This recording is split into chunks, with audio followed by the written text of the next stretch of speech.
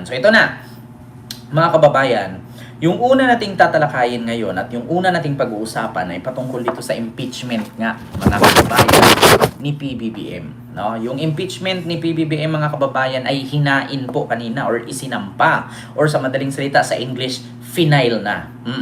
Ang nag-file po ng kanyang impeachment ay walang iba kundi si mga kababayan, si tawag dito, Attorney Andres de Jesus. Oo, di ko alam kung kamag-anak yata ito ni Jesus Beltran Jr. Ayan, Attorney Andre de Jesus.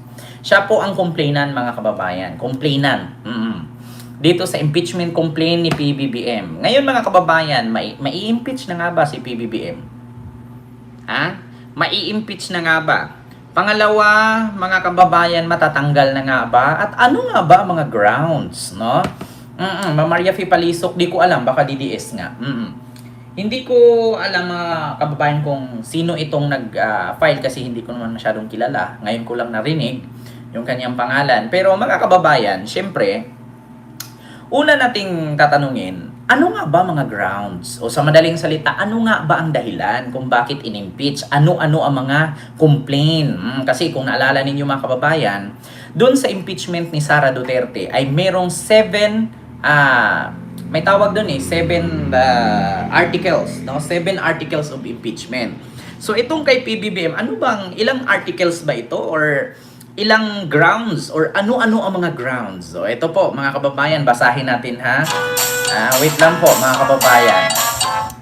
Hindi ko lang sure kung ang mga grounds na ito ay tatalab, no? Hindi ko lang sure kung ang mga grounds na ito ay may possibility na makakapagpa-impeach, no, kay PBBM, no, mga kababayan. So ito po, wait lang ha. Ayan. Hindi nabubuksan dyan, nagluluko dyan sa kabila eh. Dito tayo sa ating mahiwagang cellphone. Ayan, ito na nga, mga kababayan. No? Basahin natin yung mga grounds na ipinost, mga kababayan, ng News 5. Ayan po ha, mula po iyan sa News 5 or TV5 News. No? Pasensya kayo, mga kababayan, kung matiilong ko. Ayan po yung mga grounds. Basahin po natin muna ha. Inihain ni Attorney Andres de Jesus ang isang impeachment complaint laban kay Pangulong Bongbong Marcos ngayong Lunes, January 19. Oy, Ma'am Merly Gauna, maraming salamat po ma'am sa iyong 15 Hong Kong dollar super sticker. Paboy naman, thank you so much po. Ayan.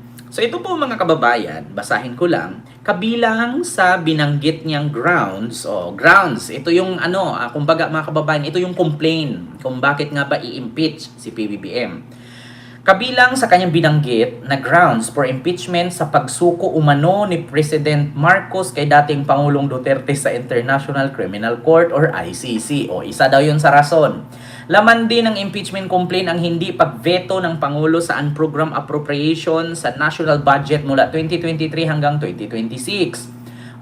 Tapos pangatlo, inendorso ni House Deputy Minority Leader at Pusong Pinoy Party List, Jet Nisay, ang naturang complaint. So ito na nga yung sinabi ni Edgar Erese, mga kababayan, na may mag-file na nga daw ng impeachment ni PBBM. So ngayon, mga kababayan, ako, ulitin ko po sa inyo, hindi po ako abogado. Wala akong alam patungkol sa batas, pero gusto ko maging abogado. Pero mga kababayan, dito pa lang sa grounds na to, wala. Natatawa ako. So basahin ko po, mga kababayan, grounds for impeachment. Ito na, basahin natin ha. Grounds for impeachment versus PBBM filed by Attorney Andres de Jesus, complainant. Respondent order and enable the kidnapping and surrender of former President Rodrigo Roa Duterte to the ICC. Ito ang pinakauna, mga kababayan. Number 1. Respondent order and enabled the kidnapping and surrender of Digong sa ICC. Mga kababayan, dito pa lang sa ground na to, parang wala. Sa totoo lang.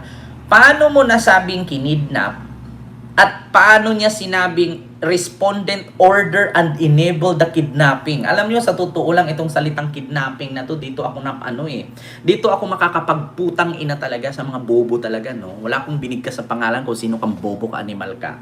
Saan ka nakakita ng kidnapping tapos nabibisita? Saan ka nakakita ng kidnapping tapos namalo pa ng cellphone at nabukol pa yung pulis na inakusahang ng kidnap? Sige nga, saan ka nakakitang kidnapping tapos pinagmumura mo pa yung ng kidnap? At saan ka nakakita ng kidnapping na anytime pwede mong bisitahin? Saan ka nakakita ng kidnapping na may waran? At saan ka nakakitang kinidnap na panood ng buong mundo? Anong klaseng kidnap? Bago na po ba ang kidnap ngayon?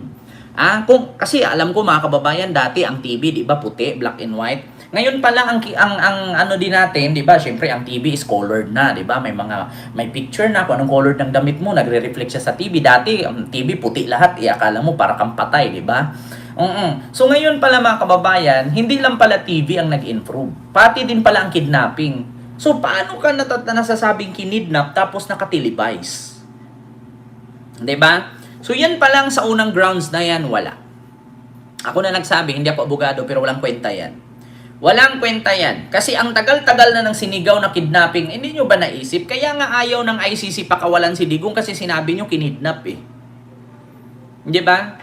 Kaya nga, ayaw ng ICC si Digong pauwiin dahil sa akusa ninyong kinidnap. Saan kayo nakakita ng kinidnap na trinayal yan doon sa People's Tribunal? At sinabi doon na guilty si Digong at ang kanyang mga co-perpetrator. At kinasuhan sila sa kasong crimes against humanity. Saan kayo nakakita ng kinidnap? Tapos may waran. Ang kinidnap, yun po yung mga missing sa bungero na nawawala hanggang ngayon, hindi na nakikita. Yun po yung kinidnap na hindi mo alam kung nasaan at nababaliw ang mga kamag-anak kung paano nila kontakin, saan nila hanapin. Yun ang kinidnap. Yun po ang tawag doon, example ng kinidnap, yung missing sa bungero, yung mga nawawala. 'Di ba? Ang example ng kinidnap, yung missing sa bungero na di ko alam kung 70 plus ba yung nawawala na hindi na nakita at natagpuan ko. Ang katagal-tagal na. Yun ang example ng kinidnap. Pero yung kay Digong, putang ina, walang kidnap dun. Bakit? Alam natin kung nasaan, kailan. 10 buwan na nga siya doon. Lagi nga nag-update yung mga anak. Paano mo nasabing kinidnap? Ang kinidnap yung nasa missing sa bungero. Yung hanggang sa ngayon, hindi mo malalaman, ultimo balahibo nila, bulbul nila, buhok nila sa kilikili, buhok sa ilong, buhok sa mata, buhok sa kilay, pilik mata o kilay. Hindi mo na mahagilap. Yun ang salitang kidnap. Yun ang example ng kidnap. Pero dito sa sinabing enabled order, the respondent to kidnap, and surrender to the ICC, wala yan mga kababayan. Alam nyo, katagal-tagal ko na pagbablog, hindi ako abogado, pero kahit grade 1 ito, maintindihan ito. Paano nasabing kinidnap? Saan ka nakakita kinidnap tapos binasahan ng waran? Saan ka nakakita kinidnap, pinagamit mo pa ng oxygen pero hindi nakasaksak? Diba? Pangalawa, mga kababayan, tigilan natin yung kidnap-kidnap na yan. O kaya nga isa sa kadahilanan ng ICC na sinisi si Sara Duterte dahil sa mga statement ni Sara na kinidnap daw ang tatay niya at itakas daw. O isa yan sa rason, mga kababayan, na hindi makauwi-uwi si Digong dahil dyan sa salitang kidnap, tapos inulit nyo pa. Pangalawa, respondent is a drug addict whose condition impairs his judgment and leadership. O ito na mga kababayan. Ito na naman tayo sa salitang the respondent is a drug addict. Ito na naman tayo, bangag na naman si PBBM, addict na naman si PBBM. Hanggang ilang beses ba kay sampalin ng drug result? Hanggang ilang beses kay sampalin ng resulta sa drug test ni PBBM? Ito nga, mahanap nga natin yan. Asan ba yung drug test ng putang inang yan? Kasi addict daw ang presidente. Putang ina, kung addict ang presidente natin, mas magaling pa nga magsalita at mag-isip kaysa kay Sara. Kung totoo mang addict dito, si Sara yung addict. Bakit? Saan ka nakakita addict si PBBM? Pero kung pagdating sa Englishan, si Sara putang ina. Ganito si Sara kaliit, oh. Saan ka nakakita ng addict? Pero kung magsalita naman is... Alam nyo kaya nasasabihan ng addict si PBBM? Kasi, bulol. Bakit bulol? British accent kasi yung tao, tapos Ilocano. Kaya nahihirapan sa Tagalog. Kaya more on Ilocano, more on English ang sinasabi. Si Sara nga. Si Sara nga, hindi nyo ba naisipan na mas addict si Sara kung magsalita? Itok-itok. Alam nyo, yung pandesal, hindi sa ordinaryong palaman. Ganun pa. Putang ina, kung meron mang addict dito si Sara. Diba? Kasi sila mga kaibigan na puro drug lord. Oh, may mga picture pa siya na makasama mga drug lord. Oh, Diyos ko. Pag sinabi yung addict, oh, bigyan nyo ako ng isang kaibigan ni PBBM na addict or drug lord. Magbigay kayo ng isa na may kaibigan si PBBM na drug lord. Diba? Wala. Pero bigyan nyo ako ng isang picture na may kasama si Sarang addict o drug lord. Ang dami. Diba? Eto na, mga kababayan, hanapin natin. Result of PBBM drug test. Ito mga kababayan, ito yung image. Ito po mga kababayan. Ayan, tignan natin yung resulta. Kasi ang pangalawang grounds doon sa impeachment complaint ni PBBM, ang una, kidnapping sa ICC ni Digong. Saan ka nakakita ng kinidnap tapos binasahan ng Miranda rights or warrant? Pangalawa, respondent is a drug addict whose condition impairs his judgment and leadership. So ito na, basahin natin. Ito nakalagay. Ayan, test kit. St. Luke's Medical. Tapos nakalagay dito, date. 12/17, 12/15, 2020. Anong nakalagay dito? 2021, 2023. 2024, 2025. Halos lahat po yan. Pareho lahat ang result. So nakalagay po dito mga kababayan, nakalagay, cocaine. Ayan po, sinabi nila cocaine ang nakalagay negative. Ayan cocaine. Negative. Doktor. Ito po ang doktor. Dr. Maria Cecilia. Cecilia Fernandez. Lim. Ayan. Cocaine, negative. Paano nyo nasabi ngayon na ang presidente kaya kailangan ma-impeach dahil siya ay drug addict? Alam nyo, sa totoo lang, hindi porket nagsalita si Amy na addict si Marcos ay maniwala na kayo kasi nagsalita ang kapatid. Bakit hindi nyo subukang ipa-drug test yung dalawa? Bakit hindi nyo subukang ipa-drug test si Amy at si PBBM kung sino ang re-resulta sa kanilang positive? Diba? Alam nyo, sa totoo lang yung mga grounds na yan, nakakatawa. Alam nyo, yung kinumplain ninyo sa impeachment, araw-araw kong naririnig yan sa mga DDS vlogger at mga DDS supporter ng mga bobo. Yung bangag, kinidnap, addict, araw-araw kong naririnig yan simula nung 2022 presidente si Marcos. Hanggang ngayon 2026 na, bangag, addict, kinidnap si Digong, putang ina, hindi ba kayo nagsasawa? Pati ngayon sa complainant, ganyan pa rin. Kinidnap si Digong, sinurinder sa ICC, isa sa rason sa grounds ng impeachment. Pangalawa, addict, bangag si PBBM. Na araw-araw kong naririnig yan, nakakasawa. Pangatlo, respondent failed to veto and program appropriation and other unconstitutional provision of General Appropriation Bill 23, 24, 25, and 26. So, 2023, 24, 25, 26. Kaya daw i-impeach si PBBM dahil hindi daw ito ivinito ang unprogrammed appropriation or yung mga insertion. Mga kababayan, ganito kasi yan Kung ivinito ni PBBM yan, do you think may mga confidential fund pa kaya? Yung mga politician, kung vinito niya yan? Meron pa kaya mga ayuda na maibigay itong mga politician sa barangay nila kapag nagbaha, naglindol, nagsunog? Saan sila huhugot? Kung vinito niya yan. Pangatlo, mga kababayan, tanong ko, bakit ngayon, question ninyo ang hindi pag-veto ni PBBM sa appropriation at unconstitutional provision of General Appropriation Bill or GAA? Question ninyo, samantalang si Digong noon, ni isa ba nag-question kayo na may veto siya? Bakit hindi niyo subukang tanungin sa panahon ba ni Duterte sa 6 na taon? May nag-question ba na may veto si Digong sa sa appropriation or unprogrammed appropriation or GAA? Na yung mga insertion? Ni minsan ba nagtanong ba kayo kay Digong na, binito mo ba yan? Kinancel mo ba yan? Hindi mo ba, pinirmahan mo ba yan o hindi? Ni minsan ba may nagtanong yan? Ngayon si PBBM hindi pa tapos sa termino. Question ninyo ang hindi pagveto sa mga insertion. Nung panahon ba ni Digong, nagtanong ba kay question nyo ba si Digong? Bakit hindi kayo nag-question? At bakit hindi nyo tinanong na napakalaki ng pondo sa ombudsman, 15 billion anti-corruption fund, pero ni isa walang nakulong? Nasaan napunta ang pondo dyan sa anti-corruption fund? Ilang ahensya sa gobyerno na pinasukan nila ng pondo kasi anti-corruption. Pero ni isa walang nakulong. Ni minsan ba nag-complain kayo? Ni minsan ba nagreklamo kayo? Ilang mga insertion sa panahon ni Digong hanggang sa nakakuha si Pulong ng 51 billion? Ni minsan ba nagreklamo kayo? Hanggang sa nagreklamo ni Manny Pacquiao yung 9 billion na rock-knitting sa Benguet hanggang sa umabot ng 36 billion. Ni minsan ba tinanong ninyo? At naisip nyo ba yung nangyari sa Cebu na umapaw ang tubig kasi sira ang flood control? Inisip nyo bang question nyo yun?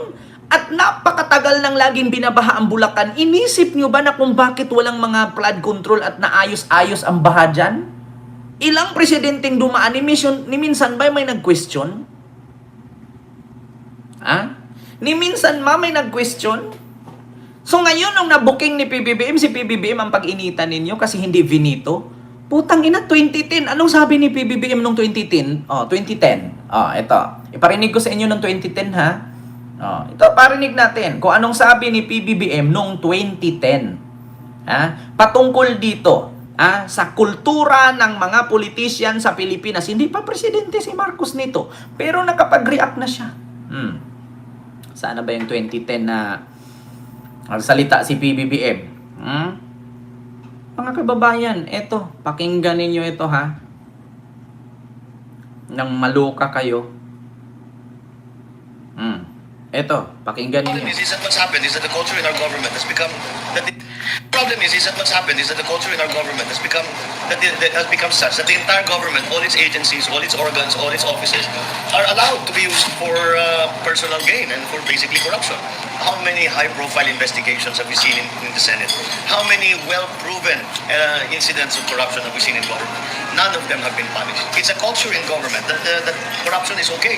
This administration basically has said to all of its people that it's okay for you to make money in government. To take a little percentage here, to get a kickback, to overprice, okay lang yun. That's part of the way we do business. And that is a dangerous thing. You have to prosecute the laws strictly. And you have to prosecute someone who is, in fact, somebody who's prominent. And show that you are serious in prosecuting anybody. Hiya naman kayo sa inyong kapwa Pilipinas. Walang special na pagtrato, walang sinasanto. I do not negotiate with criminals. Problem is that Diba? Yan ang tanong ngayon, mga kababayan.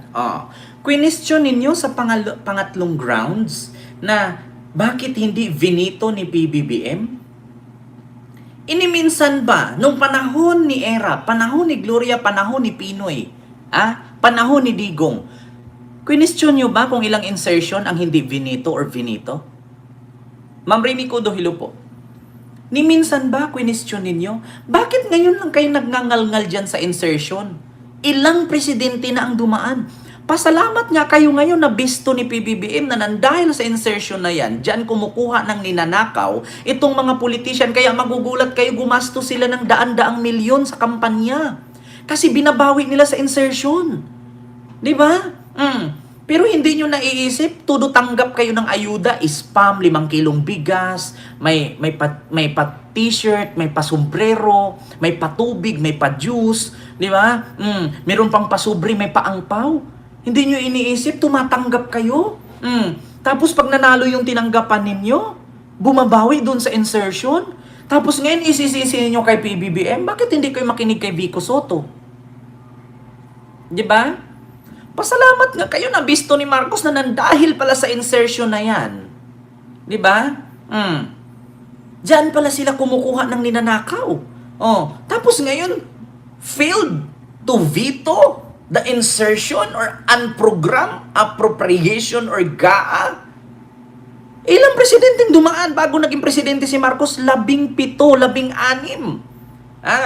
Bakit ngayon lang kayo nagtanong yan? Eh di dapat noon si Digong, ganyan din sana ang inano ninyo. Eh ba't hindi nyo tinanong? Bakit hindi nyo i-final yan? Takot kayo isalvage? Takot kayong ipapatay? Kaya ngayon si Marcos na hindi kayo pinatulan, kaya-kayahin yung ganyan? Mura-murahin ninyo at sabihan ninyong adik at bangag? Kasi alam ninyong hindi kayo pinapatulan? Nung panahon ni Digong, teacher lang nagsabi, pinadampot ng NBI? So ngayon, panahon ni Marcos, alam ninyong hindi lumalaban yung mama at nagtatrabaho ng tapat? Kaya ninyo binababoy? Kaya ninyo binabastos ng ganyan? Hindi ba kayo nahihiya? Ang kakapal ng pagmumukha ninyong magreklamo ng ganyan, samantalang sa panahon ni Digong, ni isa sa inyo, wala namang nagreklamo, alam ninyong ginakawa na tayo. Oh, sige nga. Sa panahon ba ni Digong, tinanong nyo ba kung ilan ang insertion for almost 6 years? Natanong nyo ba? A piece of sky, hello po. Di ba? Natanong nyo ba sa panahon ni Digong, sa panahon ni Gloria, ni Erap, ni Pinoy, kung ilan ang insertion na hindi nila vinito? Eh bakit ngayon question ninyo nang hindi pag-veto ni PBBM? So sa panahon ni Digong, okay, sa panahon ni BBM, hindi. Eh si PBBM nga, ang nakabisto niyan. Eh kung hindi nabisto ni PBBM dyan, di tuloy-tuloy, wala kayong kaalam-alam. Wala kayong reklamo ngayon. Di ba, Ma'am Rosario Dagastas? Okay po. Di ba? Pangatlong grounds, yung hindi pag-veto. Sa panahon ni Digong, ni minsan ba, nagtanong kayo kung ilan ang hindi niya vinito, ilang insertion ang pinalusot? Kaya nga nakakuha si Diskaya ng napakalaking pondo dahil sa insertion na yan Ni minsan ba nagtanong kayo? Ni minsan ba question ninyo kung ilan ang hindi vinito ni Digong? Ba't wala kayong ganyan noon? Iniisa nga corrupt doon sa panahon ni Digong. Alam naman ni Digong na pinaka-corrupt ang DPWH. Pero ni isa ba, may pinakulong ba siyang district engineer? May pinakulong ba siyang undersecretary at secretary ng DPWH? Wala! Bagkus kasabwat pa siya. Diba? Sunod, mga kababayan. Respondent benefited from kickbacks arising from budget insertion and ghost flood control project. O, ito na. Si PBBM daw nakatanggap ng kickback. Magkano po ba yung kickback na yan? Yun ba yung sinabi ni Saldico na 100 billion? Yun ba yung sinabi na 100 billion kickback? Eh di ba inamin na ni Bernardo na siya ang may hawak ng 100 billion na insertion na yan? At ginamit lang ang pangalan ni PBBM kaya nakuha yan? Eh kaya nga nag-resign si Amina at si Sino yung matanda? Di ba? Si Bersamin Dahil dyan, bakit nakuha yung 100 billion insertion na yan na hindi naman si PBBM nag-utos? Sumunod si Saldico na kunin yan kasi may nag-utos daw, utos ni PBBM. Ang nangyari, andoon kay Bernardo. Wala kay PBBM ang insertion. Sino ang nag-manipulate nun? Sino ang nag-utos nun na kunin? Bakit nag-resign yung dalawa? Si Amina at si Bersamin. Sige nga. Pang-apat na grounds ay ang pagtanggap ni PBBM ng kickback. Ano yung kickback na sinasabi? Yung dinaldal ni Saldico na 100 billion? Kickback? Insertion? Di ba inamin ni Bernardo na siya ang may hawak? Ito mga kababayan dito. Pakita natin. Ipakita natin. Mismo inamin yan ni Bernardo dahil nabisto ni Bing Lacson. Bernardo. Ito mga kababayan. 100 billion ang may hawak. Pakinggan natin. Roberto Bernardo. Ah. Ang sabi niya sa akin, hindi po totoo yan, Mr. Senator. Kasi out of the 100 billion, yung sa 81 billion, 52 billion siya ang personal na nag-handle. Ako po nag-handle nun. Nasa notes niya, ito yung kanyang table, binigay niya ayan. ako ng kopya. I think almost 52 billion. Anyway, so 52 billion, yun yung personal hinandle niya. And talagang sabi niya, naghatid ako ng pera as kickback, but not to the President, but to Yusek Olaybar. And sabi niya, ang Kita mo? Yan ang ilalagay ninyo sa grounds na tumanggap ng kickback si Marcos. Samantalang si Bernardo sinabi niya doon kay Yusek Olaybar at siya ang may hawak ng halos 80 billion Ang the rest 20 billion ay napunta sa iba't ibang ahensya. So, paano mo nasabi saan ka kumukuha ng ebidensya dyan na may kickback siyang tinanggap? Sige, saan? Anong kickback yan? Doon sa kwento ni Saldico na walang notaryo, na hindi siya nag-oath, at doon lang sa vlog-vlog niya nilabas? Paano papatunayan ng husgado at ng Korte Suprema yan kung mismong si Saldico na nagsabi niyan na kumuha si PBBM ng kickbacks or insertion na 100 billion ay hindi naman siya nag-take oath at walang notaryo ang kanyang mga salaysay. So paano paniniwalaan yan ngayon? Ibuti nga, nandito si Bernardo inamin. Kahit hindi nag-take oath, itong si Saldico, inamin ni Bernardo na wala kay PBBM ang 100 billion na kickbacks at insertion na yan kasi nandyan kay Bernardo at siya ang may hawak at binigay niya kay Yusek Ulaybar. Asaan si PBBM? Ano yung tinanggap ni PBBM? Continue. Alam niya, kasama si Yusek Adrian Bersamin. 8 billion pesos, Mr. President, in at least 10 deliveries. Roberto Bernardo. Ang sabi niya sa akin, hindi po totoo yan, Mr. Senator. Kasi out of the 100 billion, yung sa 81 billion, 52 billion siya ang personal na nag-handle. Ako po nag-handle nun. Nasa note. Kita nyo, mismo sinabi ni Lacson, mismo sinabi ni Bernardo na wala kay BBM yung 100 billion na yun. Alam nyo, nag-complain na lang kayo, useless. Hindi tatalab yan. Hindi tatalab yan. Bakit? Kahit sabihin niyo dahil galing sa bunganga ni Saldico yan, isa lang sasabihin ng korte. Kung galing sa bunganga ni Saldico yan, ito, tandaan nyo, hindi ako abogado, pero kaya kong himay-himayin yan. Kasi napapanood ko yan mula umpisa. Kung paano nila siraan si PBBM, paano nila pilit na idawit kahit wala naman talagang kadikit-dikit si BBM dyan. Pilit nilang idawit. Pero kahit anong dawit nila, wala silang makuhang butas. Si Romualdez nga, nahihirapan sila. Buti na lang nandyan si Lacson, nasisilip si Diskaya. Mamaya, pag-usapan natin yan. Kita ninyo? Ay, nako, mga kababayan. Sunod. Respondent created the ICI to shield corruption allies. So, ito na. Respondent daw gumawa ng ICI para protektahan ang mga corrupt na kaalyado. Ito na, mga kababayan. Sige, isa-isahin natin. Sinong kaalyado ni Marcos na pinoprotektahan na corrupt? Bong Revilla, kaalyado ni Marcos pero kinasuhan. Si Bong Revilla. Si Chis Escudero, kaibigan mismo ni Lisa Marcos, kinasuhan.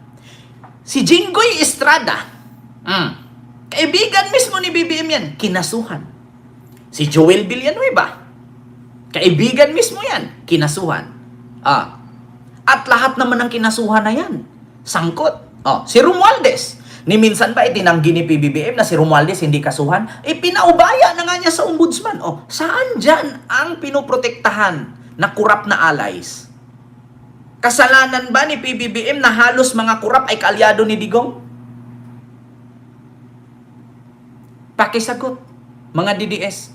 Kasalanan ba ni PBBM na halos na kurap ay puro kaalyado ni Digong at walang halos kaibigan ni PBBM na kurap?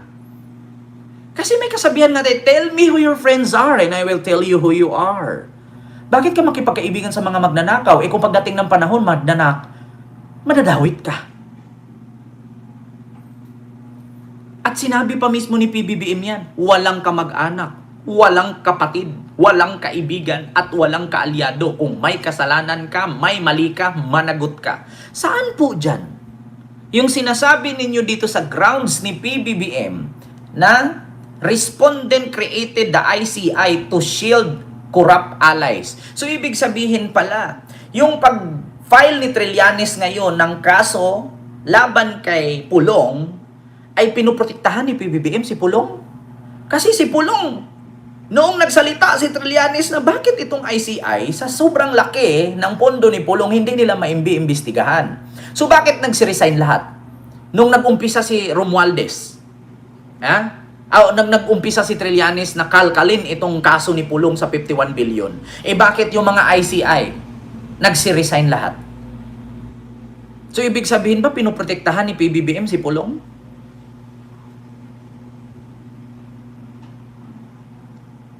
Diba? Alam nyo, mga DDS, kahit anong butas na hanap ninyo kay PBBM, sinasabi nyo araw-araw yan.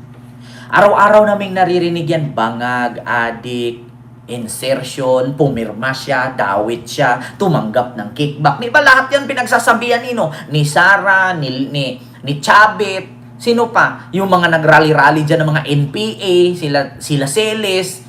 Diba? Yan lang may mga sumisigaw-sigaw dyan. Tumanggap ng insertion, may kickback, magnanakaw, adik, bangag. Oh, merong Ilocos Norte, bakit hindi nyo imbestigahan? Dawit si Marcos kasi siya ang pumirma sa GAA, sabi ni Sara. May Ilocos Norte, bakit hindi nyo obserbahan at kalkalin, sabi ni Chabit. Sabi naman ni Celes Sarali, bangag, nagbenta ng isang 25 tinuladang ginto ninakaw ni Marcos. Putang ina, lahat yan araw-araw sinabi ninyo, yung mga complaint na yan. Paano tatalab yan? Immune ang tao. Hindi, alam niyo, sa totoo lang, hindi na kami nagulat sa mga, na yan, grounds na yan, sa impeachment complaint. Hindi na kami nagugulat dyan. Bakit? Araw-araw namin naririnig yan. Araw-araw naming nakikita sa comment section yan. Kapag mag-post ka nga lang ng mukha ni PBBM, anong comment? Magnanakaw, adik, bangag, sangkot sa korupsyon, mastermind sa korupsyon.